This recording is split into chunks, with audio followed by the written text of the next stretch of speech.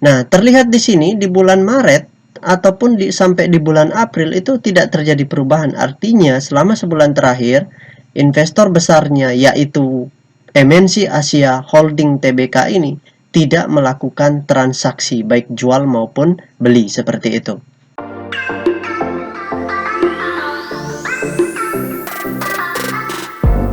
Hai Smart Traders and Investor, kembali lagi bersama saya Kadek Mertayasa di channel Yuk Nabung Saham. Nah, di episode kali ini kita akan membahas salah satu perusahaan yang direquest oleh Fandi Ahmad. Kode sahamnya IATA, nama perusahaannya yaitu PT MNC Energy Investment Tbk. Nah, ini salah satu perusahaan yang dimiliki oleh grup Haritano Subidyo.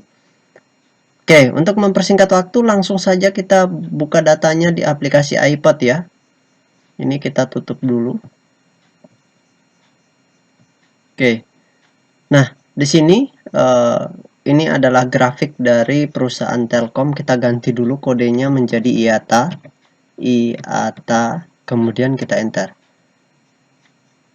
Nah, di sini Pak Guru tidak akan menganalisa grafik.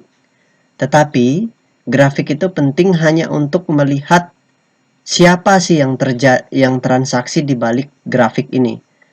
Jadi tidak penting support dan resisten, kita tidak menarik-narik garis di sini karena teknikal itu melihat harga dan volume saja. Seperti itu analisa teknikal. Jadi kita ingin lihat, kita ingin tahu siapa yang transaksi di balik batang-batang candlestick ini. Apakah mereka membeli atau menjual seperti itu.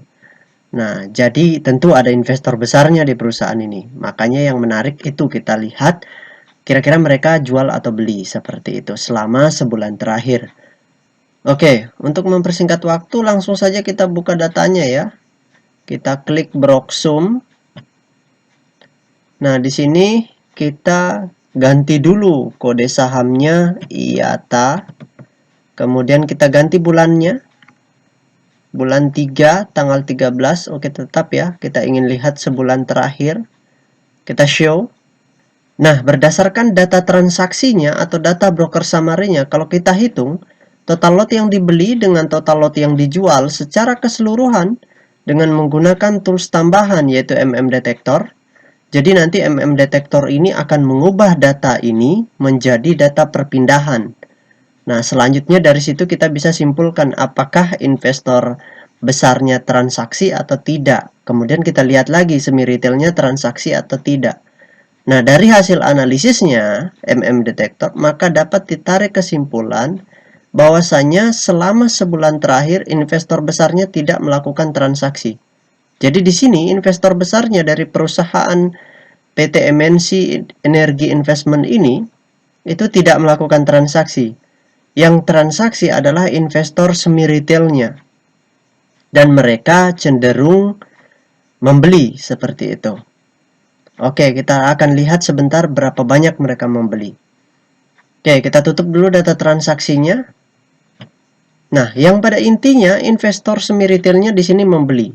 Nah, yang jualan adalah investor retail. Nah, ini menarik kalau kita mulai mengumpulkan barang karena investor semi retailnya membeli. Oke, sebelum kita bahas tentang data peta kepemilikannya, berapa semi retailnya beli, maka bagi rekan-rekan yang ingin bertanya atau yang ingin request silahkan komen di kolom komentar. Oke, sekarang langsung saja kita buka data peta kepemilikannya ya. Nah, berdasarkan data peta kepemilikannya dari perusahaan IATA ini atau PT MNC Energy Investment ini, ternyata perusahaan ini 100% sahamnya itu telah dicetak dalam bentuk digital atau scriptless. Jadi tidak ada satupun investor yang memiliki dalam bentuk warkat, termasuk MNC Asia Holding Tbk ini. Jadi perusahaan Haritano ini, MNC Asia Holding ini memiliki juga dalam bentuk digital.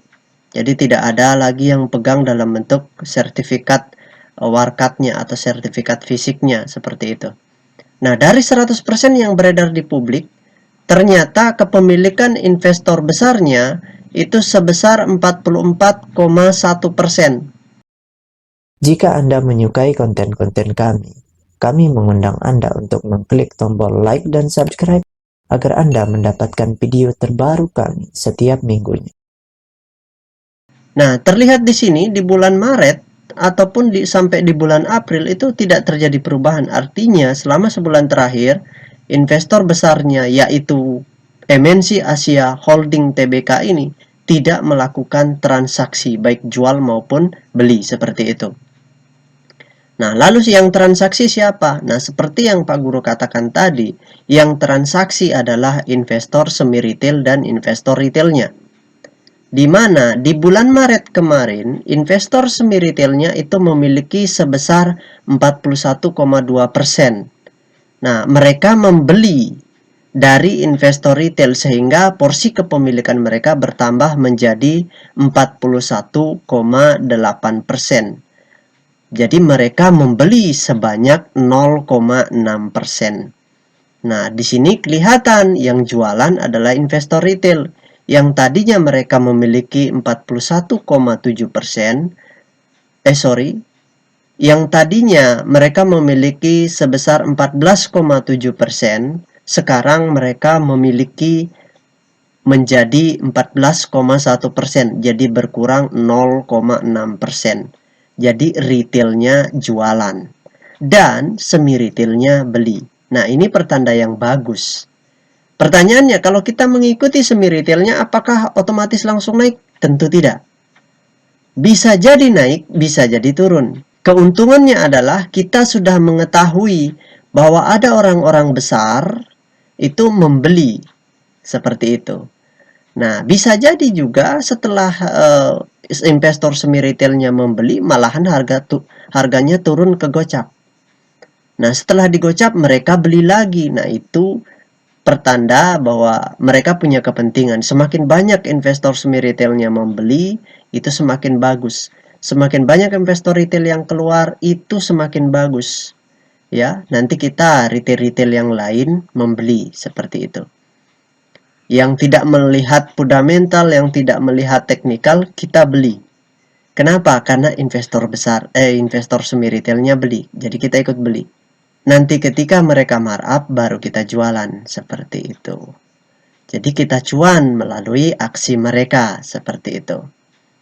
Baik, jadi itu saja ya. Jadi kesimpulannya, karena investor semi retailnya membeli, jadi kita ikut beli, tapi nyicil ya.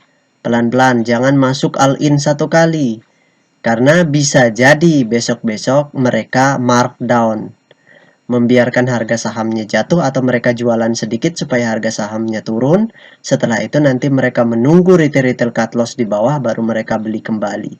Seperti itulah strategi mereka. Seperti itu ya.